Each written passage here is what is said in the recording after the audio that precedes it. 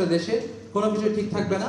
আমরা আমাদের দেশের ক্ষুদ্র ও মাঝারি ব্যবসায়ীদের নিয়ে ন্যাশনাল এসএমই অ্যাসোসিয়েশন নামে সংগঠনটি সারা দেশের উদ্যোক্তা নিয়ে কাজ করছে। 10 বছরে 1 লাখ উদ্যোক্তা তৈরি করে 1 কোটি লোকের চাকরির ব্যবস্থার লক্ষ্য ঠিক করে তারা। এবারই প্রথম সংগঠনটি বড় আয়োজনে পালন করল জাতিসংঘ স্বীকৃত এমএসএমই দিবস।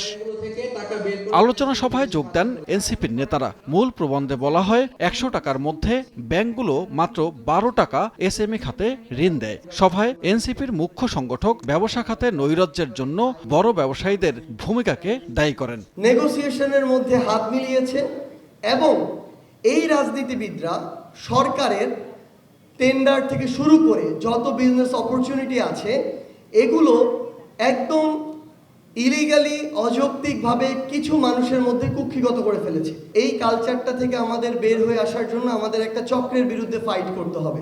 একই সভায় তরুণদের দিয়ে চাঁদাবাজি মাস্তানি করে টাকা আয়ের পথ বন্ধ করা হবে বলে মন্তব্য করেন এনসিপির মুখ্য সমন্বয়ক। এনসিপি ক্ষমতায় গেলে 15 বছরের আর্থিক কেলেঙ্কারিতে জড়িতদের বিচার করা হবে বলেও জানান তিনি।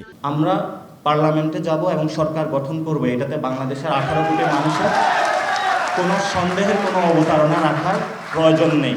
বাংলাদেশে একটা বুলেটের রেভলিউশন হয়েছে, আগামীতে হলো ব্যালটের রেভলিউশন হবে। এই তরুণ প্রজন্মকে সেই ব্যালটের রেভলিউশনে বাংলাদেশের কোনো শক্তি নাই যারা প্রতিহত করতে পারবে।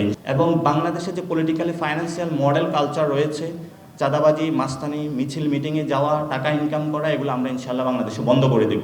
অনুষ্ঠানে বিভিন্ন খাতের 20 জন তরুণ উদ্যোক্তার হাতে পুরস্কার তুলে দেওয়া হয়। সানবীর রূপল, সময় সংবাদ, ঢাকা।